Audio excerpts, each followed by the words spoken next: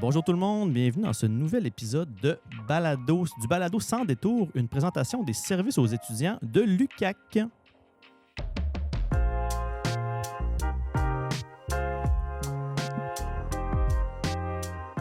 Et aujourd'hui, c'est une première. Ce balado-là, eh bien, on le capte en vidéo également. Donc, si vous écoutez ce balado-là sur Spotify et que vous aimeriez voir nos binettes, comme on dit, bien, vous pouvez aller chercher sûrement sur YouTube. On ne sait pas encore exactement ça va être diffusé où, mais il existe une version de ce balado-là, version vidéo. Sans détour, peut-être pour ceux qui nous écoutent pour la première fois, c'est une présentation, comme je l'ai dit, du service aux étudiants de l'UQAC.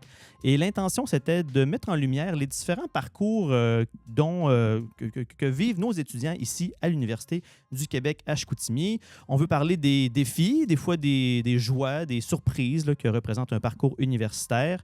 Et pour ça, aujourd'hui, on a 4 invités pour en parler avec nous. D'abord, on a notre étudiant qui va venir parler de sa réalité bien à lui.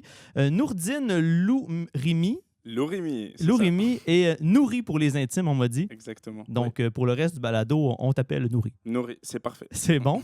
Et Nouri, toi, tu es donc étudiant au doctorat en informatique ici à l'UQAC. À l'UQAC. Et tu es originaire de Tunisie, c'est ça? De Tunisie, oui. Mes recherchistes sont excellents. J'ai pas de recherchiste. Mais en fait, j'ai les participants au balado.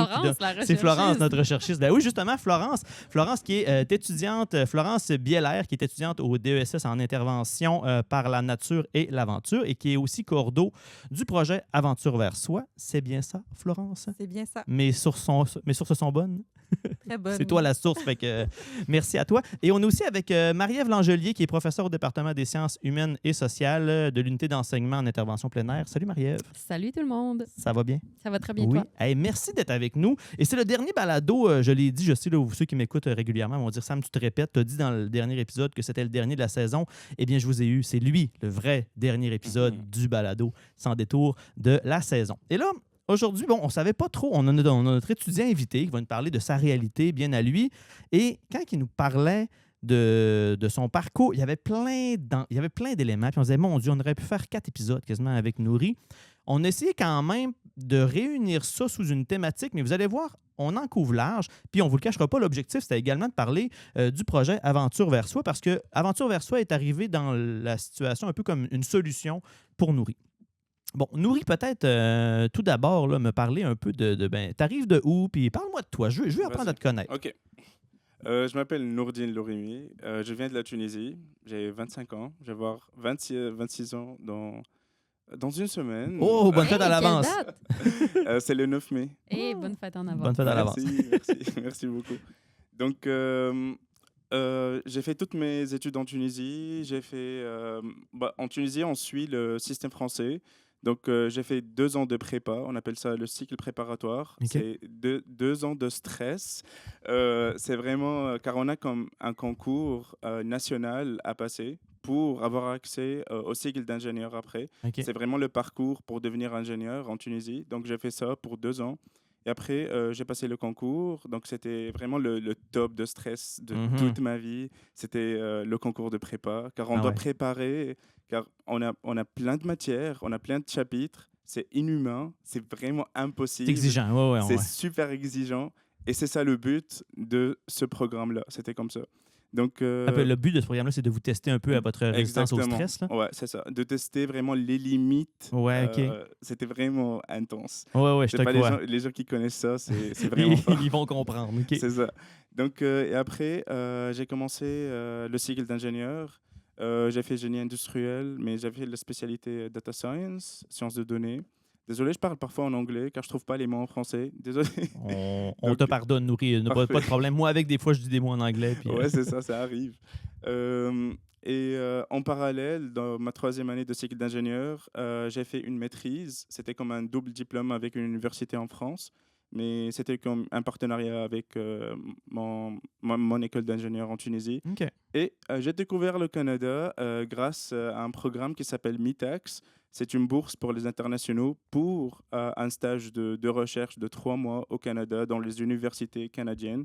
Et j'ai eu de la chance d'être sélectionné pour ce programme-là. Et c'est comme ça que j'ai connu l'UQAC et Chicoutimi. C'était pendant l'été 2024. J'ai passé un stage ici. J'ai trop aimé. Et après ce stage-là, j'ai commencé mon doctorat en hiver 2025. OK. C'est tout. C'est très complet. Puis j'adore. Puis tu sais, moi, la première question que je vais vouloir comprendre, c'est là, de l'extérieur, le nourri, là, t'as l'air là, de.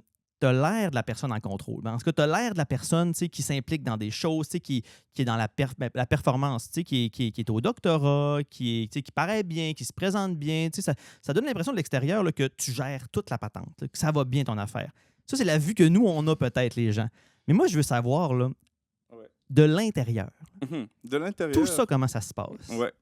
Ça commencerait. Ça commencerait. Je sais, c'est ça le balado sans détour. C'est sans détour. On y va c'est sans détour. Exact. C'est parfait. On aime bien. Comment ça se passe? Honnêtement, je suis une personne qui essaye. Donc, les gens, ils disent que je gère, mais honnêtement, j'essaye de gérer. Je ne suis pas parfait. Parfois, je suis en full mental breakdown. Je me sens vraiment pas bien. C'est normal, c'est humain. Mais je suis une personne un peu optimiste. Mais ça, les gens, ils le voient pas. C'est ça. Ouais. Ça, c'est peut-être les proches autour de toi, Ouais, mais c'est une partie qui est comme un peu hors scène, on va dire. Fait quand même, c'est une grande partie. Ça arrive souvent. Ouais, et je suis vraiment dur avec moi-même, Ouais. honnêtement. Car je cherche vraiment l'excellence et peut-être c'est mon parcours qui m'a rendu comme ça. On cherche toujours l'excellence, on cherche toujours d'être parmi les premiers. C'est vraiment quelque chose qui est ancré dans moi et j'essaye toujours de... J'ai toujours des attentes et j'essaie de faire de mon mieux, honnêtement. Ouais. C'est ça. Puis il y a le contexte en plus. On s'entend que tu dis que tu es déjà personnellement comme ça, mais là, tu es dans un contexte où tu es un étudiant international. Ouais. Tu es dans un pays qui n'est pas le tien, dans une culture qui n'est pas la tienne. Même si on parle la même langue puis on se comprend, on oublie des fois que même si la barrière de la langue est surmontée, il y a un paquet d'autres choses. Déjà, ton tissu social ne t'a pas suivi au Québec. T'sais. Fait que tout ça, puis ça va nous amener peut-être aussi dans le sujet de ce balado-là, en fait. Puis je crois qu'il y a beaucoup d'étudiants, même québécois, là, en fait, de partout qui vont se reconnaître, c'est dans le fait là, d'être comme à la merci des éléments. On dirait que j'imagine presque une tempête. T'sais, tout ce contexte-là, c'est comme plein d'éléments qui est à l'extérieur de toi qui fait en sorte que bon, tu t'éparpilles ou ben, tu veux, tu as des hautes attentes envers toi-même. Puis qu'à l'intérieur, ben, on n'est pas des robots. Là. Ça a des impacts sur nous. Puis quand on a fait la préparation pour ce balado-là, il y a un élément, il y a un mot qui est ressorti. Puis c'est drôle que tu parles des anglicismes parce que c'en est un, mais c'était le fait de sentir comme dégrander ou d'avoir ce besoin-là de se regrander. Et là, c'est pour ça qu'on a nos deux autres intervenantes avec nous aujourd'hui, Marie-Ève et Florence, pour parler d'aventure vers soi. J'aimerais ça peut-être d'abord, question pour toi, Marie-Ève, là, des étudiants comme Nourri, là, qui vivent des situations de stress ou de hautes exigences, là, de par soit l'extérieur ou de l'intérieur, est-ce qu'on en voit plus qu'avant? C'est-tu un phénomène qui se rempire? C'est ça ma question, en fait. Bien, dans les données de recherche qui portent sur la santé mentale en enseignement supérieur, là, les données ne sont pas super géniales, je dirais. Là. C'est sûr qu'il y a eu la pandémie qui est venue affecter grandement l'état de santé mentale d'un peu de tout le monde. Mais on en parle vraiment de plus en plus. Il y a eu un plan d'action en santé mentale en enseignement supérieur financé par le gouvernement. Donc, c'est une priorité. C'est des signaux d'alarme un peu. J'ai l'impression qu'ils se rendent compte qu'il faut qu'on fasse quelque chose. Il y a quelque chose. Il y a beaucoup de détresse, vraiment, des symptômes dépressifs, des symptômes anxieux. On le documente plus. Là, ça, c'est toujours la grande question. Est-ce qu'il y en a vraiment plus ou on le documente plus? Ouais. Reste qu'on est dans une ère du temps où le climat sociopolitique n'est pas génial, où la crise environnementale n'est pas géniale. Puis tout va vite aussi. J'ai l'impression qu'on est tout le temps en train de surfer sur le nouveau trend ou bien on est exposé à un paquet de nouvelles que c'est comme on la prend puis OK, on passe à la suivante tout de suite. J'ai l'impression qu'on... Bien, le rythme de vie, il va vraiment vite. L'information, on est bombardé d'informations, là, vraiment. La charge mentale est grande. Oui. Ouais. Puis à ça, on ajoute la réalité d'étudiants. Ben oui, c'est ce que j'allais dire. On s'imagine, c'est déjà nous qui ne sommes plus étudiants, on le ressent dans ce monde-là, toute cette espèce de pression-là. À ça, puis tu te rappelles sûrement quand tu étais étudiante, mais c'est quoi, là? Tu es évalué, tu es dans un contexte des fois plus performatif que dans une profession, même des fois. Ben, on peut voir ça d'un point de vue développemental, carrément, là, de la transition de l'adolescence à début de l'âge adulte. Là. Absolument. On se définit au niveau professionnel, mais on se définit aussi au niveau identitaire plus large échelle, là, qui on est dans nos relations d'amitié, qu'est-ce qu'on recherche. On définit un petit peu plus notre identité, nos passions, nos relations amoureuses. Des fois, on commence à vivre de manière autonome. Dans le cas de Nourri, en plus, on se déracine de son milieu d'origine. On arrive en plein cœur de l'hiver québécois. Franchement, je te lève mon chapeau, Nourri. Tu sais, en termes de stresseur, là, il a commencé tout de suite avec le défi de la fin de la cassette, là, le monstre le boss de la fin. Oui, Lui, moi, je commence niveau 1, boss de la fin. Là, je traduis peut-être mon âge en parlant de Mario Bros, mais... Ben non. Toi, Nourri, y a-tu un moment où tu t'es dit... Bon, tu dis que c'est quelque chose que... Tu sais, cette espèce de pression-là, là, tu la sentais depuis longtemps, mais y a-tu un moment où tu t'es dit, là, il faut que je prenne un axe, il faut que je prenne acte pour... T'as-tu un souvenir de, là, c'était trop, là, cette espèce de sentiment que le monde te bombarde d'un paquet de choses, que ce soit d'informations, de pression, de nouveautés? Y a-tu un moment où tu t'es dit, là, je dois faire quelque chose? Ouais. Donc, dès le début que je suis venu ici pour le doctorat, comme j'avais toujours cette vision que je vais partir ailleurs, je vais partir dans un nouveau pays, je vais rencontrer plein de gens, ça va être vraiment cool, je vais être vraiment entouré par plein de gens, mais après que je suis venu, j'ai dit wow, c'est pas aussi rose que je croyais. C'est un peu difficile de rencontrer des gens. C'est un peu difficile de s'intégrer, je trouve.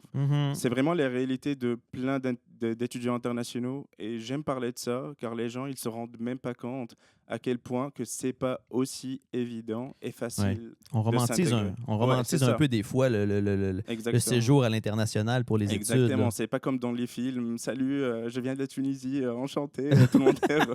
Non, c'est ça. Non, c'est vraiment pas évident. C'est vraiment pas facile et on trouve pas beaucoup les opportunités pour rencontrer des gens. Donc, c'est là où je me dis, comme j'avais beaucoup de stress de doctorat, car je viens de commencer, le sujet était un peu flou, je savais pas quoi faire, j'ai beaucoup d'attentes. C'est vraiment, je suis indépendant financièrement à 100%, j'ai la bourse, je dois gérer. C'était vraiment beaucoup de stress et en même temps je dois penser au côté social, que je dois rencontrer des gens, je dois faire des activités d'hiver, mais je connais pas l'hiver, ça ressemblait à quoi? Car en Tunisie on n'a pas de neige, c'était vraiment tout nouveau et je voulais faire plein de choses et je suis quelqu'un qui aime essayer plein de choses, qui est ouvert à tout, mais c'est un peu difficile, que vraiment c'est pas comme je pensais. Mais il y a même une certaine sentiment de pression de performance, même j'imagine, en vouloir être je vais dire, entre guillemets, le bon étudiant international qui arrive dans un pays qui n'est pas le tien. Ça, as-tu l'impression que c'est une espèce de rôle forcé, que tu te mettais une pression à devoir jouer? Bien sûr. C'est un rôle super forcé. Car tu es ici, tu as une bourse et tu dois vraiment être performant et être à l'auteur des gens qui ont confiance en toi, qui t'ont ramené pour faire un doctorat ou autre quelques études, car tu es ici avec une bourse, donc il y a comme toujours cette pression-là d'être performant, d'être à la hauteur. Ouais. Bon, et là est arrivé à un moment donné, aventure vers soi. Là-dedans. Aventure vers soi. Première question, peut-être encore pour toi, Nourri. Après ça, Florence, je veux voir que tu m'expliques qu'est-ce que c'est Aventure vers soi. Mais comment tu as entendu parler d'Aventure vers soi la première fois? C'est-tu les affiches avec les gens? C'était une affiche. Ah, cool. Que Samuel a réalisé, oui, c'est moi qui les ai d'ailleurs. fait. Je suis content. Ça veut dire que l'affiche a été... Excellent. C'était l'affiche. C'était proche de mon bureau. J'ai vu que c'était un projet de recherche. J'ai dit, moi, je fais de la recherche. J'aime ça. Pourquoi pas? Mais j'ai vu que c'était intervention en plein air. Et j'ai vu santé mentale. Donc, j'ai dit, ça a l'air intéressant. Pourquoi pas? Et c'est pour la recherche. Donc, pourquoi pas je participe à ça? Peut-être je vais rencontrer des gens cool. Peut-être je vais découvrir l'hiver québécois, enfin. Ouais. Mais ça avait piqué ta curiosité. J'imagine que tu ne savais pas encore à ce moment-là tout ce que ça comprenait Aventure vers soi. Non. J'ai juste vu l'affiche. Ça a l'air intéressant. La nature, Chicoutimi, OK, intéressant. Let's go. Let's go. Bon, Florence, Aventure vers soi.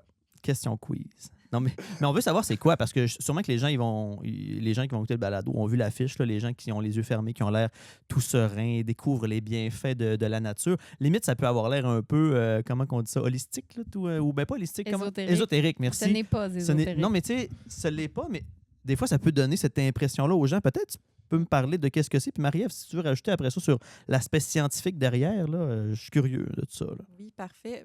Aventure vers soi, c'est un projet de recherche que Marie-Ève Langelier a parti il y a déjà 1 an à peu près, un peu plus qu'1 an.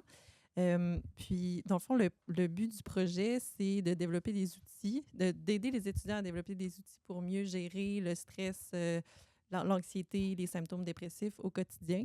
Donc, on a vraiment 4 outils qu'on met de l'avant. Le soutien par les pairs. Donc, Nourri parlait d'un peu d'isolement d'étudiants internationaux. Donc, c'est sûr que c'est pas nécessairement le but premier de briser l'isolement, mais c'est quelque chose qui arrive parce qu'on est un petit groupe qui se forme. Un bénéfice collatéral un peu, là, on va le prendre. Exact. Puis on est entre 8 et 12 personnes. En fait, c'est entre 8 et 12 participants. Puis il y a vraiment un climat de confiance qui se crée. Il y a beaucoup de partage, beaucoup d'échanges, beaucoup d'entraide. Donc, le soutien par les pairs, c'est un des premiers outils. Ensuite, la connexion avec la nature. Donc, de toutes sortes de façons, que ça peut être marcher en nature de façon plus contemplative, observer les arbres. Ensuite, la présence attentive. Donc, à travers, encore une fois, peut-être une marche en nature, mais de façon plus connectée avec les éléments, plus en lenteur. Puis l'activité physique, évidemment. Donc, on fait toujours le 4e pilier. Là. Oui. On fait toujours de l'activité physique, mais jamais dans une optique de performance. Donc, on est toujours dans l'écoute de soi. Puis, le groupe est très important. Donc, s'assurer que tout le monde va bien. Puis, ceux qui ont des défis, on peut les aider. OK. Ouais. On dirait que tout ça, là, pour moi, là, je me dis, ben oui, évidemment, ça va de soi. Mais y avait-tu des données scientifiques qui laissaient croire, justement, ou c'était-tu déjà comme noté à quelque part que tous ces piliers-là avaient un impact positif? Ben oui, bien sûr. Oui, c'est ça. C'est pas juste une impression. C'était prouvé déjà scientifiquement que ça avait un impact positif. Oui. Okay. Dans le fond, on le sait. Là, les 4 stratégies que Florence vient juste de nommer, là, c'est des choses qu'on sait qui aident énormément en termes d'amélioration de la qualité de vie, amélioration des symptômes, à la fois dépressifs et anxieux. Moi, à la base, j'étais médecin de famille. Puis dans mon bureau, j'abordais ces thèmes-là à chaque rendez-vous avec les gens. Sauf que se mobiliser, quand on va pas bien, aller dehors, aller prendre une marche, appeler quelqu'un qui n'est pas toujours disponible au moment où on en a besoin. C'est vraiment, vraiment difficile de changer ses habitudes de vie.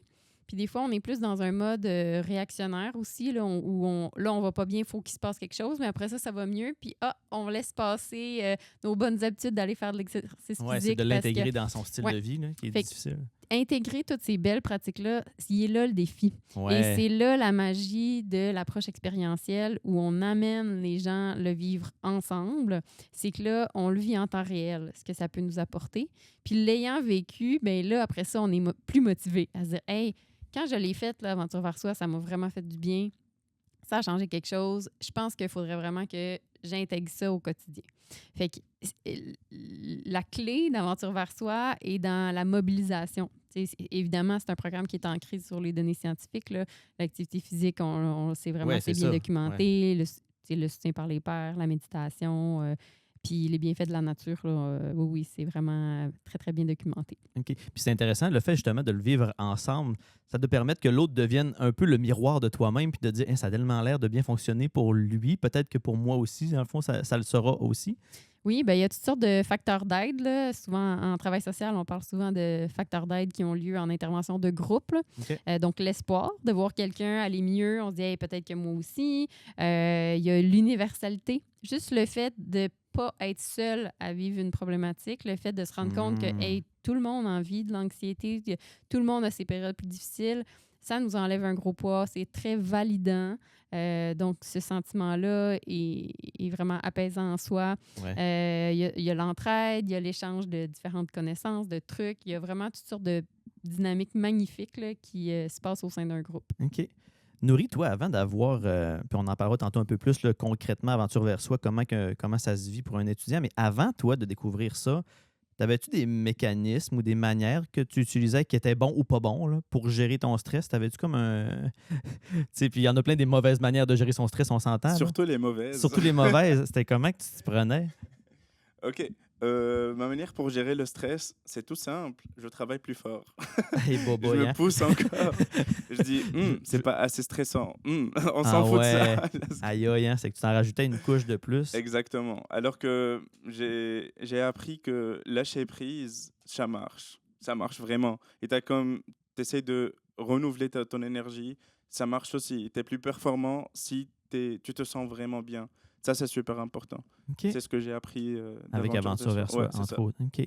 Bon, concrètement, là, pour un étudiant, là, parce que là, on c'est bien beau, là, toutes ces belles techniques-là, là, mais un étudiant qui... Je vais poser la question à Florence. Là, un étudiant qui entend ce balado-là, puis qui se dit hey, « ça a donc bien l'air enrichissant. Comment puis-je m'inscrire? » Et ça consiste en quoi, en fait? Est-ce que tu peux nous en parler un peu?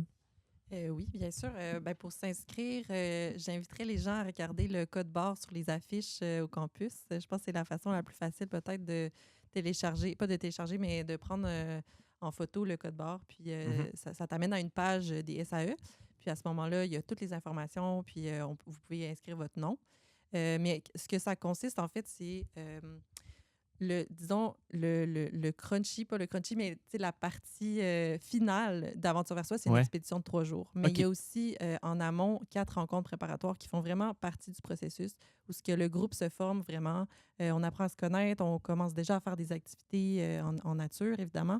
On parle aussi beaucoup de logistique, d'équipement, de plein air. Donc, il y a aussi beaucoup d'apprentissages qui se font pendant le processus, ce qui est vraiment intéressant pour les étudiants qui n'ont pas nécessairement d'expérience en plein air. Puis, on cuisine ensemble. Donc, ça, c'est un peu un bonbon, là, où on va cuisiner pour l'expédition tous ensemble. OK. Puis ensuite, l'expédition. Et on termine tout ça avec une célébration pizza une semaine après l'expédition pour se retrouver puis célébrer un peu la fin du processus. Okay. Donc, c'est un parcours d'environ 1 mois à 5 semaines. OK. Nourri, ça ressemblait à ça aussi ton expérience? Oui, c'était ça. Oui, c'est ça. Ouais. Puis en fond, là, je sais qu'il y a différentes expéditions avec différentes activités de plein air qui sont prévues. La tienne, Nourri, ça se trouvait être laquelle? Toi, à quel moment dans l'année tu as fait ton expédition? Je l'ai fait en hiver. OK. C'était le premier hiver. Bon, raconte-moi d'abord, parce que là, premier hiver, toi, tu fais pas juste faire comme un bon Québécois, dit chialer après la neige puis rester en dedans. Toi, tu dis non, moi, je vais partir 3 jours en plein air. Hey, écoute, c'est rock'n'roll quand même. Ça. Il est courageux, Nourri. Il est courageux, maison. Mais voici, Florence. J'essaie. On aimerait ça que tu nous parles de ton expérience de raquette. De raquette, parce que c'était randonnée en raquette, OK. Oui. Parle-nous de ça. En montagne, c'était... En montagne. Raconte. Donc, pendant les 3 jours d'expédition, puisque je suis une personne qui est accro aux réseaux sociaux, je suis toujours sur mon téléphone. J'adore mon téléphone, j'adore Instagram, j'adore les réseaux sociaux, mais c'est fatigant. Et surtout maintenant, avec tout ce qui est scrolling, le contenu vraiment rapide, ça nous tue vraiment. Puis, ça me fait vraiment peur et je suis dedans. Parenthèse, j'ai l'impression que souvent, on a l'impression que c'est dans ces moments-là qu'on est en train de se relaxer. À ce temps, quand tu as un moment de libre, tu as l'impression que bon, je vais m'asseoir, je vais m'effoirer sur mon divan, comme on dit, puis je vais me mettre à scroller, mais notre cerveau, j'imagine qu'il est zéro en train de récupérer à ce moment-là. Non, on ne récupère pas vraiment. Pas vraiment. Du tout. Okay. Continue. Donc, là, toi, tu étais accro. Peut-être tu l'as encore, là, mais en tout cas, les réseaux sociaux, comme beaucoup de personnes, ça a une grande place dans nos vies. Et ce qui est grave, même les enfants, maintenant, c'est un grand danger, car je travaille dans une école secondaire et je vois mes élèves, c'est vraiment intense à quel point ils sont attachés aux réseaux sociaux, surtout TikTok, tout ce qui est scrolling, et avec les algorithmes, vraiment, c'est vraiment affreux. C'est un autre sujet. Mais toi, tu te sentais, puis je pense que tout le monde, on est un peu comme ça, malheureusement, à un certain niveau, là, mais je me vois dans ce que tu dis. Et toi, là, il y avait cette situation-là. Ouais. La raquette, le lien avec la raquette, c'est ça que je veux savoir. Donc, mon premier objectif pour l'expédition, c'était de ne pas utiliser mon téléphone. Je ne l'ai pas ramené avec moi pendant 3 jours. OK. Donc, il y avait la raquette. On va parler de la raquette.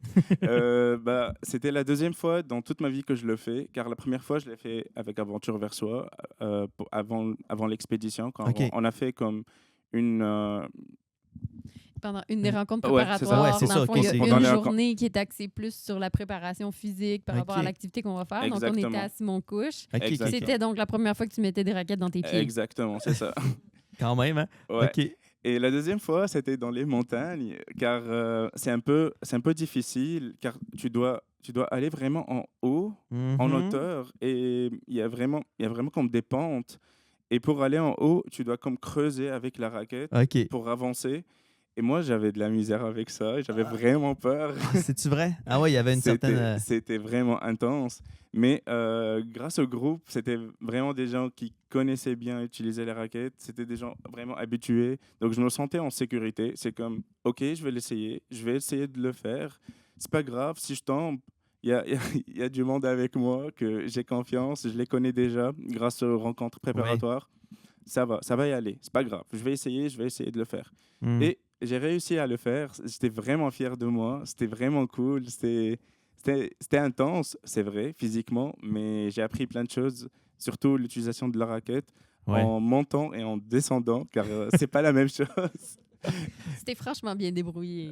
J'ai essayé, ça va, c'était vraiment bien. Puis j'imagine que vous, dans vos activités que vous sélectionnez, comme vous dites que c'est pas des activités sportives de performance, il y a un souci d'accessibilité. Fait que quand Nouri dit qu'il avait peur, mais vous saviez de l'autre côté que tout était en contrôle et qu'il allait y arriver. Puis on pourrait dire la même chose à un étudiant qui entendrait ce balado-là. Il serait peut-être inquiet. C'est sûr. Absolument. Ben, notre priorité, c'est vraiment la sécurité. La sécurité à la fois physique et psychologique. Donc, c'est sûr que les activités qu'on propose, c'est des activités qui nécessitent aucun prérequis, puis qui est évidemment adapté aux capacités du groupe. Puis souvent, ben, le risque perçu est plus grand que le risque réel. Puis je pense que Nouri, tu l'exprimes bien. C'était la première fois que tu faisais ça. Ça peut avoir l'air glissant, on peut avoir peur de tomber ou quoi que ce soit. Donc, ça, c'est des éléments de risque perçus. Mais comme équipe d'intervention, on sait que le risque réel, il n'est pas très grand. Puis ben, je pense que tu l'as vécu. Il y a plus qu'une personne qui ont peut-être tombé dans la neige, mais personne ne s'est fait mal. C'est vrai. Donc, il n'y avait pas de risque vraiment important là, à l'activité. Ça doit souder les gens énormément, ça. Vraiment. Est-ce que toi, tu es resté en contact avec certaines des personnes? Oui. Ah, cool, ça. C'était cool. Déjà, vraiment, ça me fait plaisir de voir des gens qu'on a vécu ensemble les 3 jours d'expédition. C'était vraiment... car on a cuisiné ensemble, on a fait plein de choses ensemble. C'était vraiment bien. Et j'étais vraiment déconnecté tout ce qui est réseaux sociaux, tout ce qui est téléphone, tout ce qui est technologie. Car je fais ça pour mon doctorat. Je suis vraiment entouré par beaucoup de technologies. Donc, c'était vraiment l'opportunité pour reconnecter avec des gens, jouer des jeux de société. Vraiment, on a besoin de faire ça dans nos jours. Car à chaque fois, comme on voit des amis, on reste sur nos téléphones, on scrolle, parfois on parle. Ça, c'est vraiment triste et on doit faire attention à ça. Donc, il y a le côté humain qui était présent à Aventure vers Soi et moi, j'ai adoré ça. Et surtout, pour le matériel... car pendant les rencontres pour se préparer pour l'expédition, vraiment, j'ai trop appris par rapport au matériel de l'hiver, car je ne connaissais jamais comment faut se préparer pour l'hiver. Je sais qu'il faut acheter un manteau vraiment grand, mais bon, pour aller en expédition, c'est un peu mais ça différent. ferait un bon balado de Sans détour, juste ça, je pense, là, le défi de ton premier hiver. Là. Mais moi, ça me fait penser, ça, c'est un avantage comme collatéral encore, d'apprendre à vivre avec l'hiver. L'aspect réseaux sociaux, déconnexion, vous, est-ce que c'est quelque chose que vous demandez aux participants de dire on laisse ce téléphone à la maison pendant 3 jours ou c'est au choix du participant? Puis comment vous... Il y a un grand principe là, qui est présent avec Aventure vers Soi tout au long du programme, là, puis c'est le concept du défi par choix. Donc, nous, on propose beaucoup de choses. Puis, c'est vraiment aux personnes qui participent de décider si ça leur tente. Puis, à quel degré aussi elles décident de vivre l'expérience qu'on leur propose. Donc, rien n'est forcé, rien n'est obligé. Nous, on suggère. Bon, il y a certaines choses s'il faut se rendre au refuge, ben là, on n'a pas le choix de marcher 3 km pour se rendre au refuge. Là. Mais la déconnexion technologique, ça rentre là-dedans. Donc, c'est un défi par choix qu'on propose de manière explicite en début de chaque rencontre préparatoire et pendant l'expédition. Les gens sont vraiment libres d'apporter leur téléphone ou de le laisser à la maison, de l'apporter, mais de nous le donner parce que ça ne leur tente pas d'être tenté de le regarder, de l'apporter, mais de le laisser silencieux. Donc, tout ça, c'est des degrés, dans le fond, de défis par choix que les gens décident là, eux-mêmes. Puis nous, ben, on les accompagne là-dedans. Il n'y a pas de bonne ou de mauvaise manière de faire. Mais pour vous, c'est du bruit un peu vers les objectifs d'Aventure vers Soi. C'est-tu comme... parce que c'est pas... vous étudiez pas l'impact que ça a de laisser son téléphone à la coordonnatrice, mais vous encouragez ça. Mais parce qu'il y aurait un sujet de recherche quasiment à faire là-dessus, ça que je me dis, en fait. C'est ça. Ben oui, certainement. Là. Mais, là, c'est pas lui d'aujourd'hui. Non, mais on encourage ça parce que ça nous permet d'être plus présents aux individus qui sont au sein du groupe, présents à la belle nature qui nous entoure, présents à ses sensations corporelles quand on fait de l'activité physique, présents à ses émotions. Tu sais, quand on est tout le temps focusé sur puis diverti par un écran, ben on est moins alerte à tout ça. Puis l'idée d'Aventure vers soi, c'est aussi d'affiner notre présence à soi-même. Ça s'appelle Aventure vers soi. C'est pour aller un petit peu plus loin dans la connaissance de soi pour réussir à mieux prendre soin de soi au quotidien. Oui, Florence. Oui, mais ça me fait penser justement, on parlait d'expérientiel, donc tu sais, d'expérimenter de ne pas avoir ton téléphone pendant 3 jours. Ben, après, tu rentres chez toi et tu es comme, j'étais capable de ne pas vivre avec mon téléphone pendant 3 jours, puis ça a vraiment bien été. Peut-être que la prochaine marche que je fais, je pourrais la faire sans mon téléphone. Puis tu sais, ça peut faire que tu développes des habitudes finalement qui sont saines, qui sont plus saines. Nourri, est-ce que tu réussis, est-ce qu'après une activité, peut-être que vous faites des recherches après l'activité, parce que là, vous vivez quelque chose dans un contexte très différent de votre routine, là. Est-ce que ça se transpose bien à les acquis, justement, d'être moins sur les réseaux sociaux, d'être plus dans la conscience de son environnement puis de son environnement intérieur aussi, j'oserais dire? Toi, est-ce que c'est quelque chose que tu as l'impression que tu as été capable de maintenir encore aujourd'hui? Par rapport à l'utilisation de téléphone, je l'utilise encore, mais lorsque je fais des marches, ou bien j'essaie de faire de la méditation, ou bien j'essaie que ça soit vraiment une marche attentive. J'essaie de regarder autour de moi. J'essaie vraiment d'être présent et groundé. Et groundé, c'est là, en fait, là, qu'on... C'est ça, okay. C'est ce que j'ai appris et c'est ce que j'essaie de faire toujours. Si je fais une marche, ça ne doit pas être une marche juste pour marcher, mais aussi ça doit être pour se connecter à l'environnement, pour se connecter avec la nature, pour voir et être conscient de ce qui se passe autour de moi. Ça, c'est vraiment important. Donc, c'est vraiment... On part d'une simple marche à une marche où on se sent vraiment bien. On voit l'impact si nous sommes vraiment groundés et connectés. C'est comme conscient, en fait, d'être en train de faire ça plutôt que ça soit un automatisme. Juste ça fait une grosse différence. Juste le fait d'être conscient, d'être en train de faire quelque chose. Comment ça s'explique? On dirait ça me fascine un peu, cette partie-là de... L'état de présence attentive, c'est quelque chose qui se pratique comme n'importe quel sport, là. Je veux dire, les golfeurs, les sportifs, les skieurs, n'importe quoi, ils ne se présentent pas aux Olympiques sans avoir pratiqué leur sport. Un état de présence attentive, ça se pratique dans les moments là, de tous les jours. Puis c'est à force de se pratiquer comme ça qu'on va être en mesure d'utiliser ces facultés-là de présence attentive dans des moments super stressants. Puis on va être capable de se recentrer, de revenir à soi, puis d'atteindre un niveau de calme un peu plus grand. Même dans des situations hyper stressantes. Fait que je pense que c'est ça, c'est comme n'importe quelle habileté. C'est quelque chose qui se pratique. Comment qu'on commence? Mettons que quelqu'un il entend ce balado-là encore une fois puis qui dit « Moi, j'ai peut-être pas, ou je suis pas étudiant, mais je veux commencer à étudier. » Toi, y a-tu un truc que tu as entendu lors de l'activité Aventure vers soi que tu te dis « Ça m'aide particulièrement à justement me regrounder. » C'est comme un déclencheur de cet état-là de conscience, là? C'est vraiment simple. C'est juste comment moi je le perçois. C'est vraiment d'essayer de regarder autour de toi, d'essayer de toucher les arbres. Ça, c'est vraiment intéressant, c'est vraiment cool. Être dans tes sens, dans le fond. Être dans tes sens, c'est vraiment ça. Il y a des gens qui disent « touch some grass » si tu ne sens pas bien. So, touch some grass, vraiment. C'est aussi simple que ça. Ouais, c'est vraiment simple. Très intéressant. C'est des habitudes qu'on apprend, qu'on essaye d'apprendre et d'essayer de pratiquer. C'est vraiment d'être présent. C'est ça l'objectif de la vie. C'est vraiment de vivre et de ne pas juste être un peu perdu. Passager de sa vie ou d'être comme un peu observateur de tout ça, mais d'être conscient. C'est ça. C'est intéressant. L'aventure vers soi, ça continue donc cette année. Là, on est en avril 2026 au moment de faire cet enregistrement-là. Il y a eu combien jusqu'à maintenant pas de sorties, mais d'expé avec Aventure vers soi? On a eu 3 expéditions, donc une à l'hiver, à l'été, puis à l'automne. Puis là, on continue encore été-automne pour cette OK. année. Bon, mais c'est super. Est-ce que vous vouliez rajouter quelque chose par rapport à Aventure vers soi, là, Marie-Ève?